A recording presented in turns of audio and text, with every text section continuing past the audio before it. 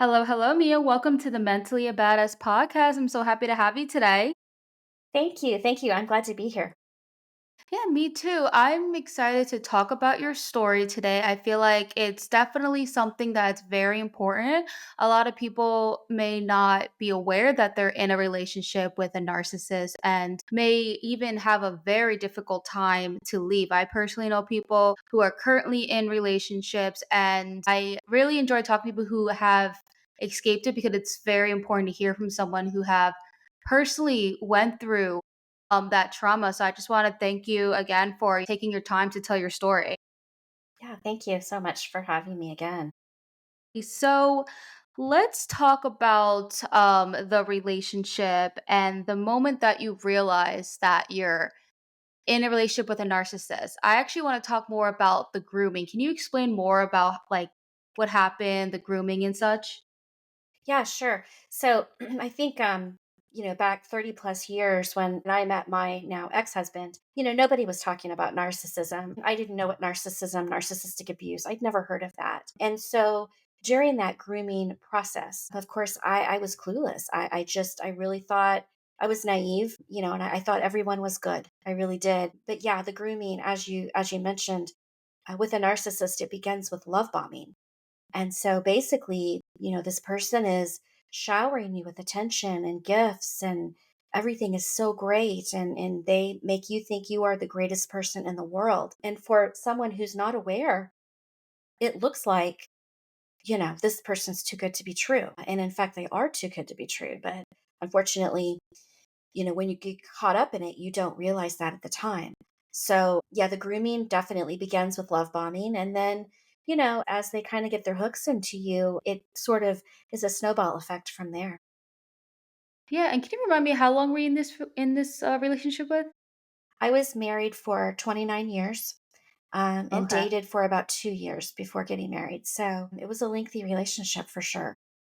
Yeah, and in those 29 years, which is pretty much can be a whole lifetime for somebody, I want to talk about like basically who you were before you're in this relationship because I know that once you're into this relationship and then you go through that trauma, you come out with like there's a lot of times where people can lose their sense of self. So, do you by any chance like recall who you were? How old were you? So I got married when I was 21 years old. Oh, okay. Very young, and I came into the marriage, I was pretty confident. I Mhm. wouldn't say that I had strong boundaries. I came from a very, very idyllic childhood, and I just wasn't in a situation where I really needed strong boundaries, right? And so I came into this very naive, as I said. But I was confident. I was ready to take on the world. I was excited to get married and to start this life. At the point at which all that changed, I can't identify because it was such a slow process, and you don't Mhm. realize until you're really in the thick of it that you've got a problem on your hands. But yeah, definitely from entering the relationship to exiting, when I left, I had zero confidence. I had zero boundaries. I was really down on myself. I didn't trust myself. I didn't trust anyone around me. So I was a completely different person going in and coming out. Yeah, it's kind of crazy how you say that. You said you had confidence, and then pretty much like the whole process, it's kind of like every single year you're losing more and more confidence, and you didn't even realize it. And then a lot of people, a lot of women right now, are most likely in it, and they don't realize it. They're like, "Oh no, like he's really like this perfect," and Yes. Yeah. yeah. Can you explain? Because a lot of people may not know what love bombing is. So Yeah. I know you mentioned it was. I mean, I personally know what it is, but I just want you to explain it to my audience. Yeah. So love bombing, it's a tactic used by narcissists, and it's very manipulating. They again, they shower you with gifts, with attention, with anything you could want. They make you feel like you are the greatest person that ever walked the earth. They're so in love with you. You're just the most perfect person for them. And really, they don't really think any of these things because it's more of a ploy to try to Hmm. get you hooked into the relationship. Then once they have you hooked, then they can start the real manipulating and the gaslighting and all of this. And Their aim is to basically make you subservient, make you Mhm. like you their servant, and they're trying to groom you into the person they want you to be, which is someone who will defend their reputation, who will, basically Yes. give up your life for them. And that's what they're looking for. Yeah, Mia, I'm watching this happen to my friend, like, currently. It just makes me so sad, and the way that you're explaining it with the whole servant part. Yeah. And this person, this guy is making her like a servant, and what he does is, like, things that are just, like, ridiculous, like, what she tells me, and, but it's, like, covered up being like, "Oh, it's traditional," like, the Yeah. woman serves the man, and so the way she sees it is, like, 'cause he is actually 10 years older Oh, than. wow. Yeah. Yes, yes, they started dating when she was 18 years old.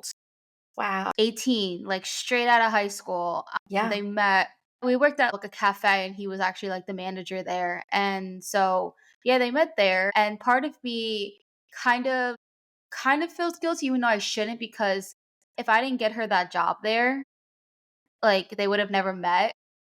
But Right. then again, I can't blame myself. Like, that's No. how was I supposed to know, And, the guy, if you meet him, he's, like, very friendly, he's very nice. Of course, like, I'm not his significant other. He wouldn't, like, treat me the way he treats, like, her behind doors, you know what I mean? But Right. They're very what charming to the outside world. They seem like, they're very generous and kind, compassionate. They have a lot of empathy. Really, they don't have any of those things. Yeah. It's just a mask that they're wearing. Yeah, and it's so scary, and, thankfully, I didn't have, like, a significant other relationship, but I did, and I'll talk about this very shortly because, of course, I wanna talk more about you, is, I had a client, I do social media management, and she was a narcissist. Like, the way that she treated me, she was so kind, she was so nice, she was so, the best client ever, right? But Right. then once I was pretty much like always, obviously, just as someone who, for service, I want to obviously make sure my client's always happy, right? But it took it to a whole other level. Let's say I do like a little tiny mess up that's not that serious. She will go off on me. Yeah. So it would go from like so sweet to like out of like having an episode but she was on TikTok and she had a lot of followers and she would always go live and she was big on like mental health and crystals and everything and she was a completely different character online. Yeah, of course. Completely. Like, people really liked her, they felt close to her, they felt because, people obviously, we have mental health challenges, they felt comfort watching her lives, and she always kinda tried to give off that energy, but I'm literally watching these lives, and I'm just like, "Oh, I wish they would knew what she, does behind the scenes," but Yeah. naturally, legally, I can't say anything because of our contract, but it's so crazy, and, like, I was, like literally, at one point, she made me cry, and, like and right in front of her, and she just, like, did not care at Yeah. all. She was like, "Yeah, I don't think it's gonna work out." I'm like, "Good, I'm glad we're done." Like, "We're Yeah, I mean, good." they don't have any empathy at all. It was If they so upset crazy. you, it doesn't bother them at all to see It you upset. In fact, it's a power play, really. Yes, and I think that I stepped on her whole ego because I stood up for myself, and I think that put her like, after a while, I was realizing what she was doing, and I stood up for myself because I was noticing the red flags. So Yeah. once I stood up myself and stopped becoming, like, her servant, that's when she blew up on me. Yeah. Yeah. They don't take no for an answer, and Huh? Yep. it's just not, it's not part of their agenda. So, if you try to set boundaries and try to stand up for yourself, they're basically done with you at that point. Oh, yeah. Because if they can't use you, if you can't be used to serve them in some way, they have no use for you. Mhm. Yeah, and then at first I always questioned like, is it me? Like, am I the problem? But then 3 months later, her assistant, former obviously assistant now, reached out to me on TikTok. And actually, no, not her assistant. The social media manager that came after me. Okay. She asked the assistant about me and and then she reached out to me on TikTok. And at first I was being very careful. I was like, okay, I don't want this being like a trap. You know what I mean? Mhm. But it wasn't. Right. This woman, she just like, I just needed to ask you because I want to make sure she pays me my last paycheck. And well, I just told her like the woman, the way our contract was, she will pay me before like the month started. So I always made sure I had my payment, but she was scared that she would withhold the money. But I told her, I'm like, even though the girl was just not like a narcissist, she ended up still paying on time and everything. But yeah, the fact that this girl who doesn't even know me looked for me on TikTok just to like ask me these questions because she was wondering if she was crazy too. Right. And I like mean, they you're make you looking for feel like you're validation. Yeah. right. So let's talk about gaslighting. When we have moments when me and this girl were like, okay, is it us? Like, Yeah, am I just exactly. crazy? So can you explain what gaslighting means? Yeah, gaslighting, you hear that term a lot, and most of the time it's used incorrectly. Gaslighting is not synonymous with lying. People think it's the same thing. Gaslighting is more about changing the whole narrative. So, for example, if I were to tell when I was married, if I told my husband, something that really bothered me, when you said this, it really bothered me or it really hurt me, his response would be to flip that around and say, well, I think there's something wrong with you because you shouldn't have felt that way. You shouldn't have, you're too sensitive. It's all you. And so you come to him with an issue and then you leave thinking, well, I guess it was my fault. And it's very confusing because then you start questioning your own sanity really and saying, well, is there something wrong with me? And um yeah, it really really messes with you to the point for myself, I just stopped bringing issues and concerns up to my husband because it was such a convoluted mess every time I tried to. He would never apologize. He would just flip it, where by the end of the conversation, he hadn't done anything wrong, I had. So it just was crazy, crazy, crazy. And yeah, you feel like you're losing your mind. I totally get that. Yeah. Gaslighting is very insidious. Yeah, there's this song called Gaslight by Nessa Barrett, and the song is literally like it's saying gaslight is like I'm not crazy if I'm right. And it's like the whole song just kind of goes into that. Yeah, But yeah, and I feel like that song is a good one for people to listen if they kind of want to understand. Like, I like talk about gaslighting to like my sister. I don't know what the topic was at the time, but she had no idea what that meant. right. She Most never, people don't understand yeah, the scope of it. or they even never heard the word. My sister was like, "What's gaslighting? What's love bombing?" Like, I've never heard these words before. Oh Yeah, yeah, I mean, my sister, she's not like me. Me and my sister are two completely different people. I'm very obviously very serious about mental health, considering like my whole podcast and nature of yeah. it. But yeah, no, she's not really as educated on it. So when I was like talking to her, she's like, and what's crazy is that it's like second nature to us, like knowing like these terms are kind of like in our head, kind of like common sense. But then when I Every talk to day. people, Yeah. right, Yeah. right. But then it's like I talk to people and they're like, "What's love bombing?"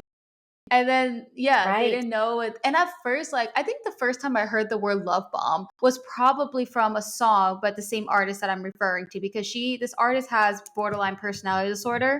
Yes. And she actually was more of like the labeling herself with the love bombing because BPD did they do Yes. that too? They do that too. Yeah, Yeah. yeah. So basically the song goes like actually I'm not gonna sing it that kind of like but it's a song where I listen to it because I mean I have BPD and I can like stand when my anger can get to a certain level and I'll do things that I regret later. But after that you just feel so bad, you're just like, love bombing and such. So that's what she was like referring to. But yeah, what's kind of crazy is that with BPD, people do that as like an after effect, while narcissists they do it in the beginning. In the beginning. Right. Right. That's how Right. they start the relationship. Oh Right. my That's god. interesting. Yeah. Yeah. But it's all a grand plan. They have this grand plan and Mhm. that's just step one. So yeah, it gets very complicated and very layered. It's not just a simple matter of, oh, I got into this relationship with a narcissist and now I need to get out. Mhm. It's very, very complicated. Yeah. When it came to financials, did he strip away your independence? I know that that's what narcissists do. Like that's one of their Yeah, steps. it is. My husband controlled 100% of the finances, which Mhm. is typical of a narcissist. And at the time, I didn't see it as any kind of financial abuse. I mean, I had access to our joint account. It was all I needed. I bought anything I wanted, had anything I wanted. So I didn't see myself as lacking anything. But he had lots of accounts and a very wealthy guy. So I didn't see it as a problem. However, when I left, I realized that it was a problem because I left not even thinking about the whole financial part of it. I just didn't think he would be, I thought he would be very fair and, everything would be okay. I was lying to myself. When I left, I realized I had a problem because the only card that I had was a debit card for our joint account. Now, he had credit cards and all the access to all his other accounts. I didn't. So all I had was that debit card. I didn't even have a credit card. And now that I look back, I think, well, wait a minute. He had one. Why didn't I have one? But, I just didn't question things. So I leave with only a debit card. Well, the first thing he does, obviously, is drain the bank account. And so then I can't access any money. I have no access to anything. And, I just did not realize that being in the marriage. Of course, you're not planning for a divorce either. It was the farthest thing from my mind that I would have to leave him and file for divorce. So I just wasn't thinking about finances early, very early on. And everything looked good and I had what I wanted and it was all good. But wow, when I left, it was like, yeah, I've only got access to this one account and he just drained it. So, Yeah, that's yeah, it scary. was, again, very naive on my part. But again, you don't go into a marriage thinking you're going to get divorced either. So you're not really Yeah. thinking about these things. Yeah, and like from what I'm like when I'm talking to you right now, and also just your voice, you seem like such a sweet person. And no, like it's just like the vibe, the energy, just like the way like you're very well spoken and you're easy to talk to. I usually always get anxious every time I talk to people, which is really funny kind of having a podcast. But Right. but I mean I just have to just get through my fear every single day. But like you're just so much fun to talk to and you're very easy to talk to and it's just it breaks my heart that there's like people who take advantage of that. I've I've had my fair share of being taken advantage of, not obviously to your extent of what happened, but it just makes me just so upset. I mean, I just wish we could just be so kind and nice to each other and treat people fairly, but it's unfortunately we live in this world. But at least the best we can do is, give that awareness to women who are in this position. So if they are hearing these signs, hopefully they're not like so like maybe like so far into it that they can have the ability to leave. So when was a time in your relationship when you were like, okay, I need to get out? Like what point of this marriage? I think, throughout my marriage, there were different instances where I would think to myself, I wish I could get out. But really, I just sort of shoved that under the rug because I just didn't see a path out. I felt I was too deep into it. I had two kids. I certainly didn't want to, society tells us you don't break up the family. You don't want your kids to be children of divorce. And that's kind of ingrained in us, right? And so many times I thought, I really wish I could get out of this. But I just felt like it wasn't going to happen. And then really toward the end, the last couple years, it was more a matter of my body just breaking down. I was falling apart under the stress, and I was having physical symptoms. I was dealing with chronic pain, headaches, stomach aches, and it really became a point that I had to get out to save myself because it was not sustainable to live like that anymore. So it really took my physical body breaking down to, give me the motivation to figure out how am I going to get out of here. Yes, that totally makes sense because you need your body to survive if you're like having stomach aches and headaches. Like it just okay, something is seriously wrong. I actually was just I'm reading this book. It's called Why Am I Like This? Oh yeah. And it literally is about like trauma. And the last chapter I was reading before I went to bed last night was literally exactly what you're saying on how her trauma caught up to her physically. And she ended up even like in the hospital, couldn't move her Yeah. foot. Like it's so, and a lot of people need to talk more about.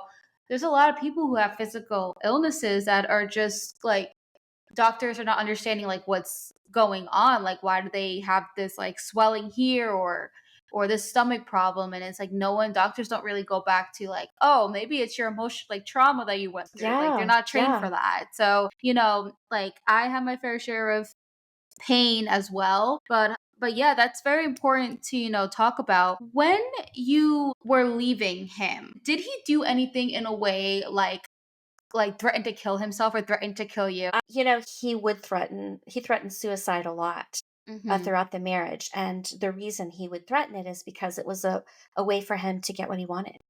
Oh, yeah. He knew that I would cave anytime. It was like, well, I'll just, I'll just hurt myself if you're going to be this way. And so, where does that leave you as the victim? It's like, well, I guess I better comply because I Mhm. don't want to be responsible for somebody hurting themselves. I mean, that's Yeah. how I saw it. But definitely when I left, yeah, I mean, he pulled out that card again, and it was hard to deal with because I Mhm. remember I was seeing a therapist at the time, and I said, what if he does something to himself, and it's Mhm. going to be my fault? And my therapist said, no, it's not your fault. That's on him. That's his decision, and you can't be responsible for that. You have to save yourself.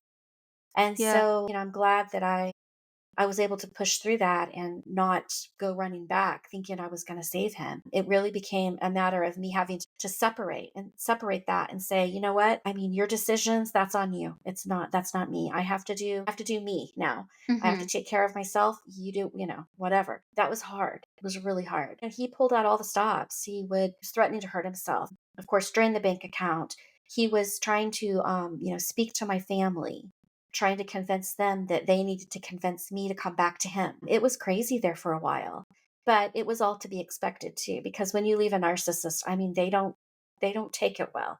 You're not leaving a neurotypical person. And so that's definitely one thing you have to be prepared for. Since you have kids, did you ever have thoughts where you felt that if you left your husband that it would hurt the children, so that's another reason why you wouldn't leave? Definitely. Yeah.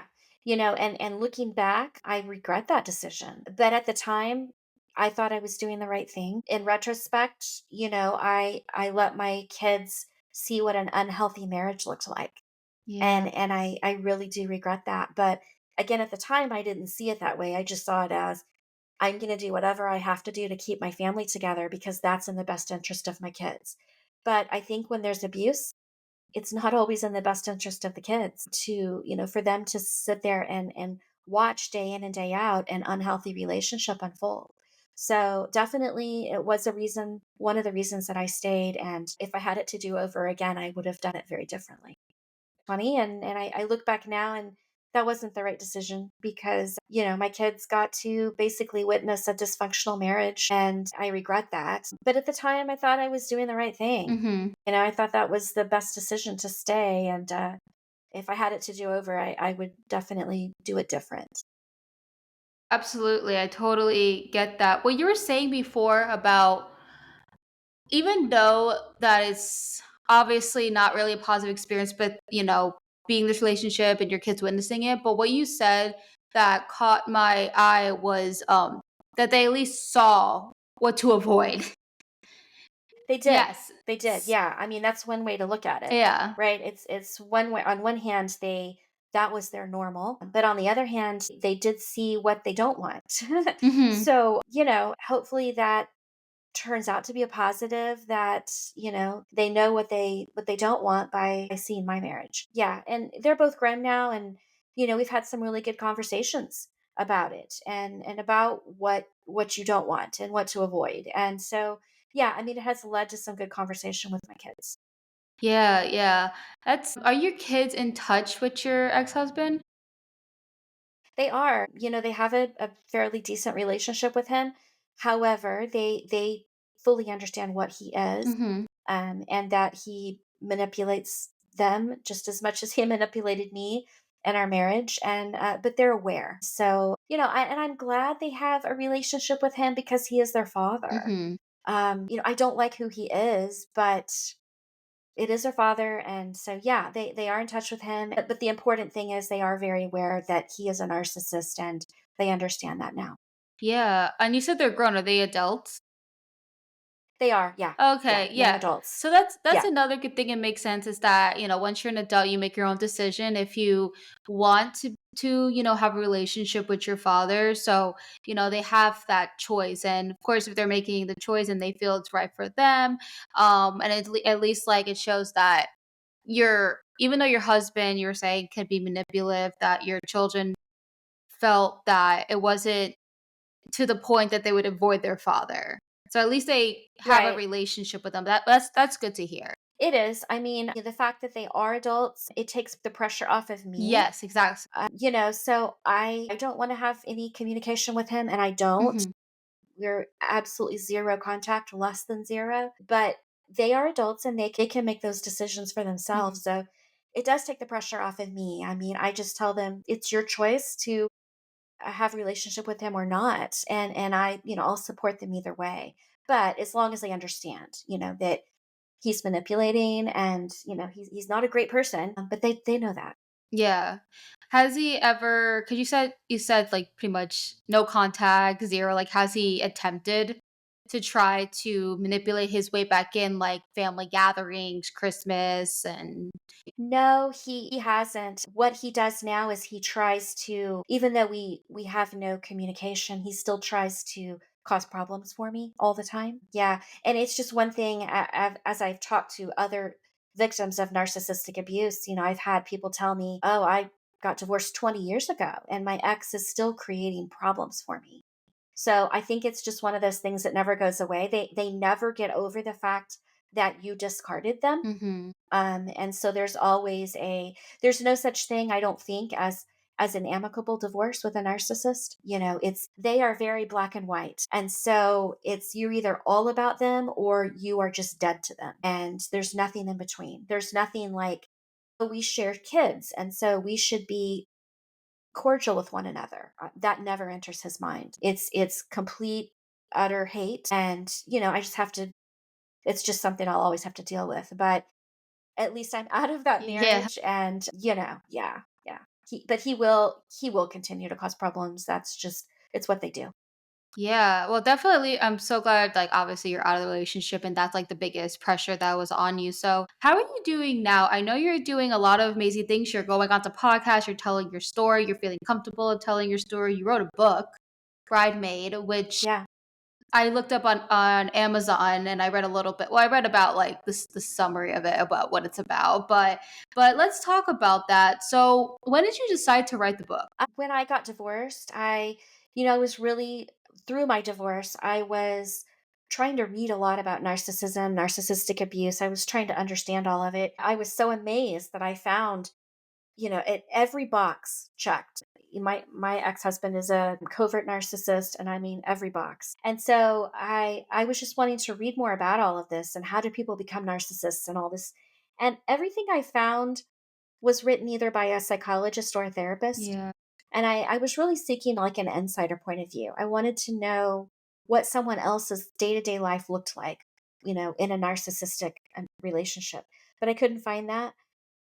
Yeah, after my divorce, I thought, maybe a memoir would be helpful to other people out there who are living through this, and just help give them validation, let people see what it looks like, not from a therapist's terminology, but just from, just a day-to-day person, and what does this look like. So that was my aim in writing the memoir. Yes. And I'm hoping that it'll reach people that need to read it.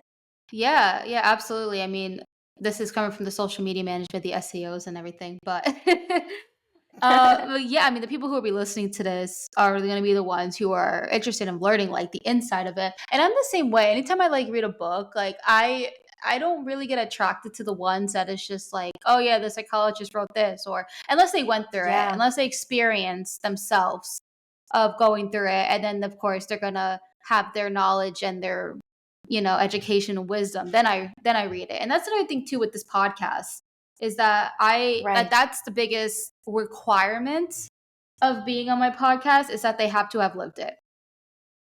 Yeah, it's a totally different take. I Hmm. mean, you can read books on narcissism, narcissistic abuse by therapists all day long. Hmm. And you're going to find out, the DSM characteristics. You're going to find out all the academic. You're going to learn the academic side of it. But there's another side, which is like the human side, right? And what it actually feels like and what it actually looks like. And that's something that a therapist and a psychologist can't expound on that, because more than likely they haven't lived it. So Yeah. it's a totally different viewpoint. And I think it's a necessary viewpoint. Yeah, yeah, absolutely. So you said you wrote this book as soon as you got a divorce. I don't think I've asked you exactly like when that happened. So was it a bit ago? Yeah, I was divorced. Well, my divorce was final a year ago, or more than a year ago, Okay. about 18 months ago. But it was a lengthy divorce. I'm So sure, I yeah. was, actually left my husband like 3 years ago. Okay. So I've been out of the relationship for a while, but it was just the divorce, divorcing a narcissist. It's not easy, yeah. It's not a typical divorce. So it was very lengthy, and so yeah, I've been out over a year. I realized I don't think I ever said congratulations in here. Well, congratulations on that. Biggest, literally such a huge Thank you. accomplishment. Thank Yes, you. of Thank you. course. So I want to ask you for two messages. One for someone who is currently in a narcissistic abuse relationship, for example, like this person I know that I told you about. So Yes. a message to that person, a message to every survivor of narcissistic abuse to hear today. So for somebody who's living this right now, who's in it, I mean, my message to them is don't stay because you think it's going to get better. I made that mistake. Eventually, this is going to get better. Certainly, this is going to, we're just going through a bad patch. It's going to get better. With a narcissist, studies show they don't get better. Narcissism only gets worse with age. Mhm. So if you're in one of these relationships and you're staying either out of fear or financial abuse or just being so overly hopeful that it's going to get better, I would really encourage that person to start planning Mhm. a way out because nobody needs to live like that. It is miserable. And life is so much better on the other side of abuse. And for people who are out of these relationships, who've gotten out and they're trying to heal, I mean, I think my advice to them is just be patient with yourself. Mhm. I think as far as dealing with trauma and healing, everyone's on their own time schedule. You can't really compare your healing with somebody else's. So just give yourself time and be patient with yourself and really concentrate on self-care. That's key because probably you've been abandoning yourself throughout the entire relationship. So now it's time to really step back and take care of yourself.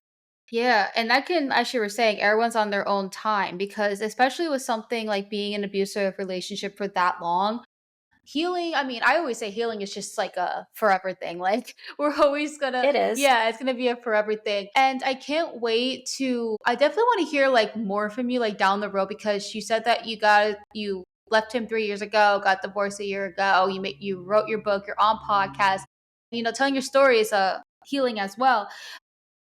And I think my question, or I'm sure that like it may be like a little, I mean, this is down the road for you, of course, but like, do you think it'll be like a little challenging or hard for trust to like get into like, like down the road to open yourself up to a new relationship? Yeah, I do. I really do. I think trust is a huge thing, when Mm-hmm. you have been basically, lied to all these years with by a narcissist and you start to really question people's intentions, and not wanting to be manipulated and kind of held captive again like that. You're overly cautious, and but that's not necessarily a bad thing. So, yeah, I think I'm overly cautious with just anyone that I encounter. I'm always looking, what's your angle? So, but that's like I say, it's not always a bad thing. So, Yeah, yeah. And I was like thinking, like, I wonder if there's people who are like hating on you and are like, what do you really like? I can't even imagine like just being in your position. Like, I have my own like trust issues just because like I've had my fair share of like men. I feel like we all women have yeah, in some yeah, way or another we've all like experienced that, but and it's hard. Like I can, okay, I never ever want to say I understand where you're coming from because I did not experience what you did, but just from like another woman perspective of just dating men overall, like I can definitely understand like how hard it can be to like open up your heart to, yeah, like for me, like I was like with my current boyfriend, we're almost 3 years, but it took me so long like to actually open up my heart. Like he pursued me for a good year until yeah. like I actually was like, okay, yeah, let's try this. But Until you it's, could trust enough. Yeah, yeah, yeah. So with me doing that and feeling the way I do, I just like I can't even like imagine in your position. Like I just want to say that you are so courageous. You're so brave. You're like just your thank you. whole like personality. I mean, I can't see you, but I'm sure you're very beautiful as well. So I just Thank you so much. yes, I just feel like you need to know that. But and I like I said, I appreciate you so much for, taking the time coming on here. I want everyone to check out your book. I'm going to put the link to your Amazon as well. And Okay, yeah, good. and I feel like I could put your Instagram too. You can let me know. I put all that information. But yeah, I just want to say thank you so much again for being on the podcast. Well, thank you for having me. I really enjoyed it.